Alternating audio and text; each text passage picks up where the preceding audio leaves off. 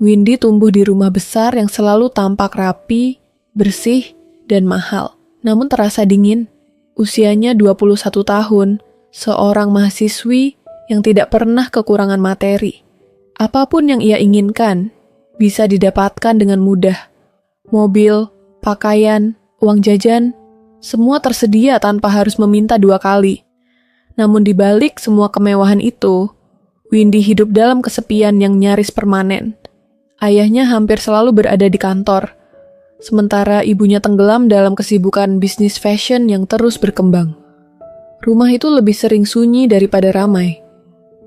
Kesepian membuat Windy mencari pelarian. Ia jarang betah berlama-lama di rumah.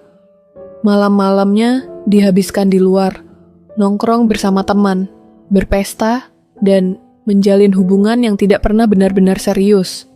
Windy terbiasa mendapatkan perhatian dengan caranya sendiri. Ia genit, berani, dan tidak ragu melampaui batas demi merasa diinginkan. Hubungan asmara baginya hanyalah cara cepat untuk mengusir rasa sepi, meski hanya sementara. Namun setiap kali kembali ke rumah, perasaan hampa itu selalu menunggu. Lorong panjang, tangga marmer, dan ruang tamu luas seolah mengejeknya. Windy sering berdiri sendiri di tengah rumah, mendengarkan gema langkah kakinya sendiri. Dalam diam, ia sebenarnya lelah menjalani hidup seperti itu, tapi tidak tahu harus berhenti di mana.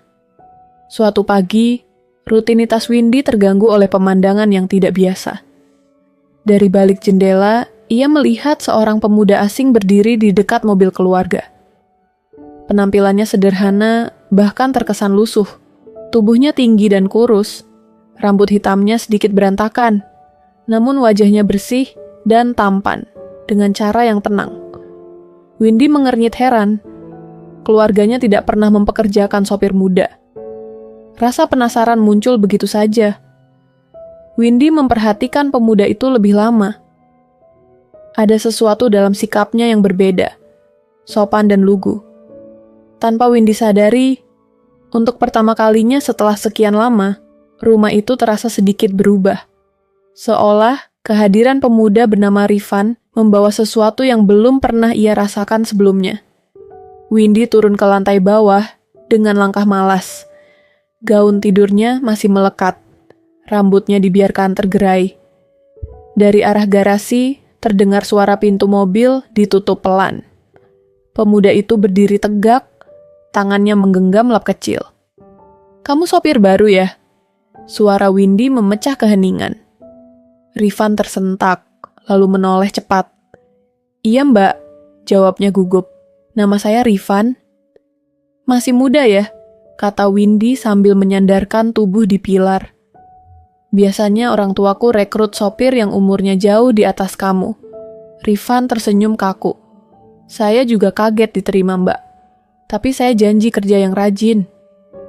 Windy menatapnya lebih lama. Ia melihat tangan Rifan yang sedikit gemetar. Wajahnya yang polos, jauh dari kesan sopir berpengalaman. Namun ada sesuatu yang menarik. "Santai aja," ujar Windy. "Aku Windy." "Iya mbak Windy," balas Rifan cepat. Hari itu, percakapan mereka tidak berhenti di situ. Saat Rifan menunggu Bu Sinta bersiap, Windy duduk di kursi dekat garasi. "Kamu dari mana asalnya?" tanyanya. "Dari luar kota," jawab Rifan. "Niat kerja aja, kumpulin uang." Windy tersenyum kecil. "Kamu polos banget, semoga betah kerja di rumah ini ya." Rifan mengangguk. "Iya mbak." Sejak hari itu, Windy mulai sering turun saat Rifan ada. Mereka berbincang hal-hal sederhana, tentang musik, macet, cuaca. Rifan selalu mendengarkan, tidak memotong, tidak sok pintar. Kedekatan Windy dan Rifan berkembang tanpa mereka sadari. Awalnya hanya obrolan singkat di garasi, lalu menjadi kebiasaan yang ditunggu. Setiap kali suara mobil terdengar, Windy refleks turun ke bawah. Rifan pun mulai mengantisipasi kehadiran Windy, meski ia berusaha terlihat biasa saja. "Mbak enggak kuliah hari ini?" tanya Rifan suatu pagi. "Ada kelas siang," Jawab Windy sambil menyilangkan tangan. Kenapa? Nggak apa-apa, kata Rifan cepat. Cuma nanya. Windy tersenyum tipis. Kok perhatian? Rifan tertawa kecil. Percakapan mereka semakin personal. Windy mulai bercerita tentang orang tuanya yang jarang di rumah. Kadang aku ngerasa kayak numpang tinggal, katanya suatu sore. Rifan menatapnya hati-hati. Tapi Mbak kelihatan kuat. Bukan kuat, Windy menggeleng. Terbiasa, kalimat itu membuat Rifan terdiam. Ia tidak tahu harus berkata apa, tapi ia mendengarkan. Windy menyukai itu. Tidak ada nasihat kosong, tidak ada penilaian, hanya kehadiran. Suatu malam, hujan turun deras disertai petir. Windy turun ke ruang keluarga dan menemukan Rifan duduk di sofa. Takut? Tanya Rifan setengah bercanda. Windy mendekat. Iya, aku takut petir. Mereka duduk berdekatan, terlalu dekat. Windy bisa mencium aroma sabun dari tubuh Rifan. Ia menoleh, menatap wajah itu lebih lama dari seharusnya. Rifan, katanya pelan, kalau aku dekat-dekat kamu risih enggak?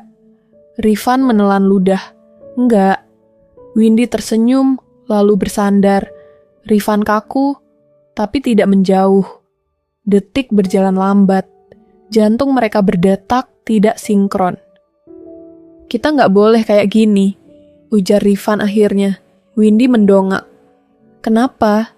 Mbak majikanku, katanya ragu. Windy tertawa lirih. Aku cuma Windy.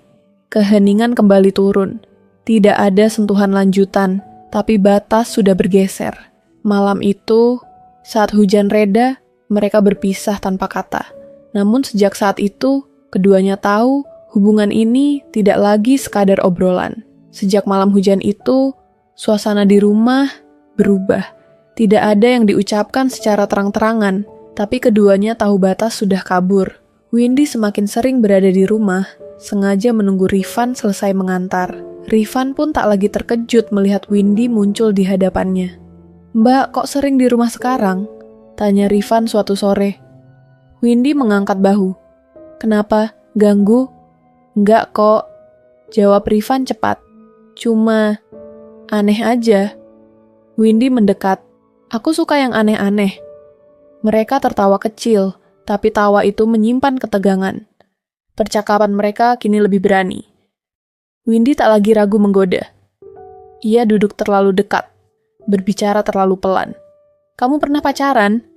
Tanya Windy sambil menatap mata Rifan. Rifan menghela napas. Pernah, tapi udah lama.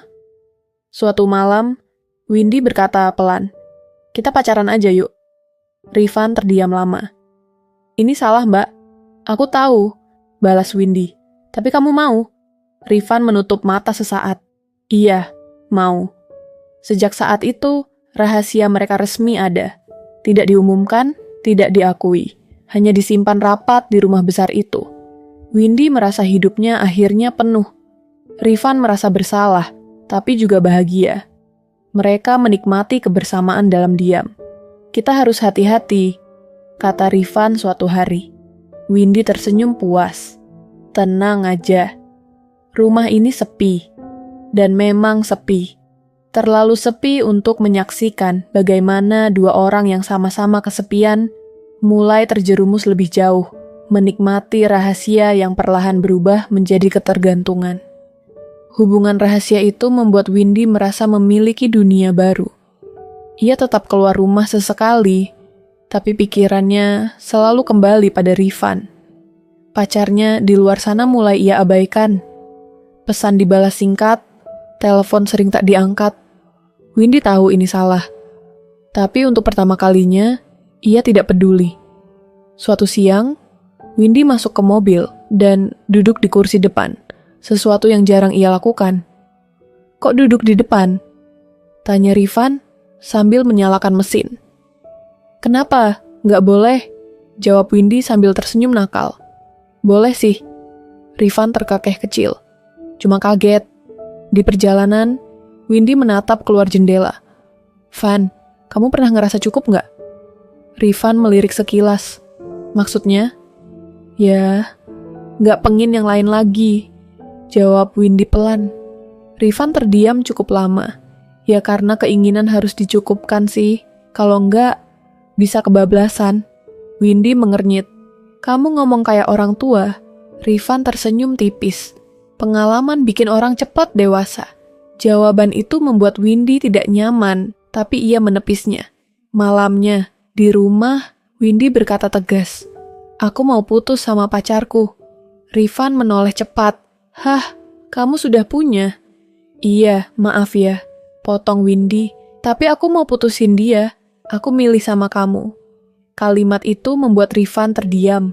Ada perasaan hangat, tapi juga ketakutan yang menekan dadanya. Ia tahu, keputusan Windy akan membawa mereka ke titik yang tidak bisa ditarik kembali.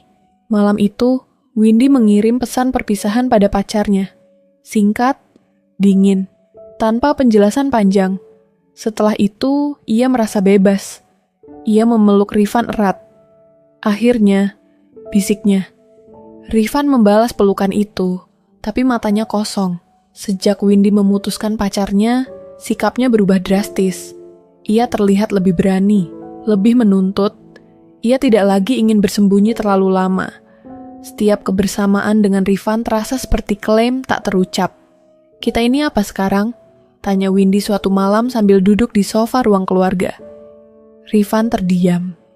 Kita pacaran, jawabnya hati-hati. Pacaran tapi sembunyi. Windy menoleh tajam. Aku gak mau selamanya kayak gini.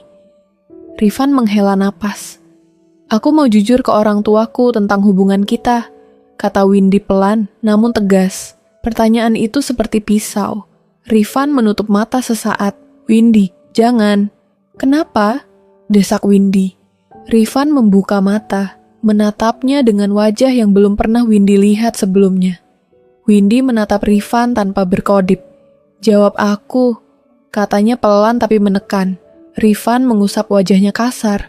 Nafasnya berat. Win, aku mohon. Jangan sekarang. Terus kapan? Suara Windy bergetar. Aku capek sembunyi-sembunyi. Rifan tertawa kecil tanpa humor.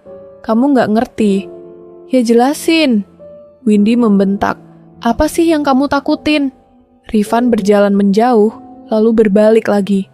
Kalau aku ngomong, kamu bakal benci aku. Ia terdiam lama, lalu berkata, pelan, aku kerja di sini, bukan kebetulan. Windy menyipitkan mata. Maksudnya, aku direkomendasikan. Lanjut Rifan. Oleh siapa?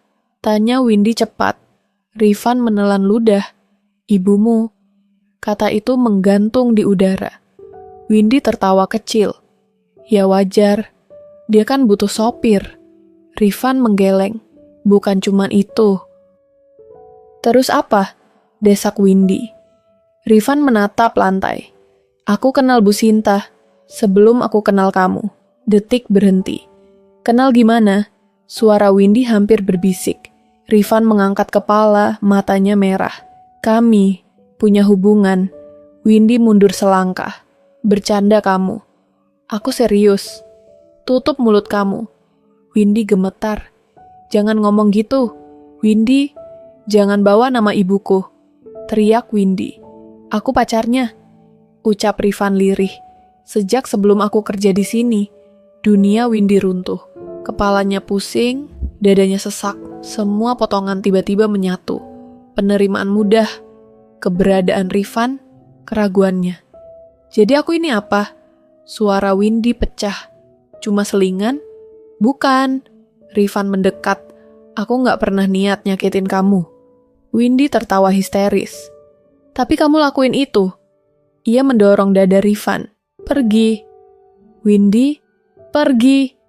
Teriaknya sambil menangis. Jangan pernah dekati aku lagi. Rifan mundur perlahan. Aku minta maaf. Maaf kamu gak guna. Windy terisak. Kalian berdua sudah bohongin aku. Rifan berbalik pergi dengan langkah berat. Windy jatuh terduduk, tangannya gemetar. Rumah besar itu kembali sunyi. Sejak malam pengakuan itu, Windy seperti hidup dalam ruang hampa. Ia jarang keluar kamar, jarang menyentuh ponselnya, dan hampir tidak berbicara. Rumah besar yang dulu ia anggap sepi kini terasa menindih. Setiap sudut mengingatkannya pada kebersamaan yang ternyata dibangun di atas kebohongan. Di kamar, Windy duduk memeluk lutut. "Aki bodoh," gumamnya lirih. "Bodoh banget." Ia teringat setiap kata Rifan, setiap tatapan lugu yang kini terasa palsu. Rasa marah bercampur dengan rasa malu. Lebih dari sekadar dikhianati, Windy merasa dipermainkan. Ia yang selama ini haus kasih sayang justru terjerumus ke lubang paling gelap. Beberapa hari kemudian, Windy akhirnya turun ke bawah.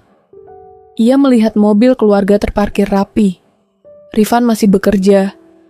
Fakta itu membuat dadanya sesak. Di ruang tamu, mereka berpapasan. "Win," Rifan membuka suara dengan hati-hati. "Jangan panggil namaku," potong Windy dingin. Rifan terdiam. "Aku cuma mau pastiin kamu baik-baik aja." Windy tertawa pahit. "Setelah semua yang kamu lakuin?" "Aku salah," kata Rifan pelan. "Aku tahu." "Salah?" Windy mendekat. "Kamu tidur dengan anak dan ibunya. Itu bukan salah kecil, Rifan." Rifan menunduk. "Aku gak nyangka bakal sejauh ini." "Justru itu," suara Windy bergetar. "Kamu selalu gak nyangka." Keheningan kembali turun. Windy menghela napas panjang. "Mulai sekarang, anggap aku gak ada." Rifan mengangguk lemah. "Kalau itu bikin kamu tenang, pergi dari hidupku," ucap Windy tegas. Rifan melangkah pergi tanpa menoleh. Windy berdiri kaku. Dadanya sakit, tapi ia tidak menangis. Air matanya seperti habis. Yang tersisa hanya kelelahan. Hari-hari berikutnya, Windy menjalani rutinitasnya dengan wajah datar. Kuliah, nongkrong sebentar dengan teman, tapi hatinya tetap hampa. Rifan jarang muncul di depan matanya. Ia bekerja di luar rumah, mengantar Bu Sinta. Tapi jarak itu membuat Windy merasa lega sekaligus sakit. Suatu sore, Windy duduk di balkon, memandangi jalanan sepi. Ponselnya bergetar, notifikasi pesan dari Rifan muncul. "Boleh kita bicara sebentar?" Windy menatap layar. Tangannya gemetar. Ia membalas. Ke balkon. Beberapa menit kemudian, Rifan muncul. Ia menunduk, wajahnya serius. "Win, aku tahu aku salah. Tapi aku nggak bisa lari dari ini." Windy menatapnya dingin. "Kalau kamu masih peduli, buktikan dengan pergi dari hidupku dan keluargaku." Rifan menatap matanya. "Win, aku memang pacar ibumu. Tapi aku nggak bisa menahan perasaan sendiri. Aku benar-benar peduli sama kamu." Air mata mengalir di pipi Windy. Semua rasa sakit, marah, dan kecewa bercampur. Ia menatap Rifan, sosok yang dulu membuatnya jatuh hati, kini menjadi simbol pengkhianatan. "Pergi," bisiknya akhirnya, suara gemetar. "Aku gak mau kamu ada di hidupku lagi." Rifan menunduk, menatapnya lama. "Aku minta maaf, Win, untuk semuanya." Dengan langkah berat, Rifan meninggalkan halaman rumah. Windy tetap berdiri di balkon, memandangi pintu gerbang yang tertutup. Hatinya hancur. Tapi untuk pertama kalinya, ia merasa kuat. Ia tahu satu hal. Ia harus melanjutkan hidup tanpa Rifan, tanpa kebohongan, dan tanpa pengkhianatan. Beberapa minggu setelah Rifan pergi, rumah besar itu terasa kembali sepi. Tapi kali ini, Windy tidak lagi merasa hampa. Ia mulai menata hidupnya sendiri. Aktivitas sehari-hari dilakukan dengan lebih disiplin. Ia kembali fokus ke kuliah, mulai menata persahabatan yang sempat renggang, dan perlahan menerima kenyataan bahwa beberapa hal memang tidak bisa diubah. Windy duduk di balkon sore itu, menatap langit senja. Angin sepoi-sepoi menyapu rambutnya, tapi hatinya tetap berat. Ia teringat semua momen dengan Rifan, obrolan sederhana, candaan nakal, hingga perasaan yang dulu membara. Semua kenangan itu kini menjadi luka sekaligus pelajaran berharga. Windy tersenyum pahit. Ia sadar, Ia sudah belajar satu hal penting. Kasih sayang dan perhatian tidak boleh dibangun di atas kebohongan. Ponselnya bergetar. Pesan masuk dari Rifan. Ia membuka dengan ragu. "Maafkan aku, Win. Semoga kamu bahagia." Windy menatap layar sebentar, lalu meletakkan ponselnya. Tidak ada lagi tanya jawab panjang. Tidak ada lagi emosi yang bergolak. Windy menarik napas panjang. Di dalam hatinya ada rasa kehilangan, tapi juga kekuatan baru. Ia tahu bahwa ia tidak lagi butuh pelarian dari kesepian, karena kini ia bisa berdamai dengan dirinya sendiri. Malam itu, Windy menatap rumah yang dulu menjadi saksi rahasia dan kebohongan. Ia berjalan di lorong, menyentuh dinding dingin, dan tersenyum kecil. Semua yang terjadi memang pahit, tapi membuatnya tumbuh. Ia siap membuka lembaran baru, tanpa Rifan, tanpa drama yang membingungkan, hanya hidup yang nyata. Windy menutup pintu kamarnya, duduk di tepi tempat tidur, dan memejamkan mata. Tidak ada air mata kali ini, hanya keteguhan hati. Ia adalah Windy, mandiri, tegar, dan cukup kuat untuk menghadapi dunia yang luas, penuh ketidakpastian. Dan mungkin suatu saat, cinta yang benar-benar jujur akan datang. Rumah itu kembali sunyi, tapi kali ini, sunyi itu bukan hukuman. Ia adalah teman yang mengajarkan Windy tentang kekuatan, kesadaran, dan keberanian untuk memilih jalannya sendiri. Cerita ini pun selesai. Windy tumbuh di rumah besar yang selalu tampak rapi.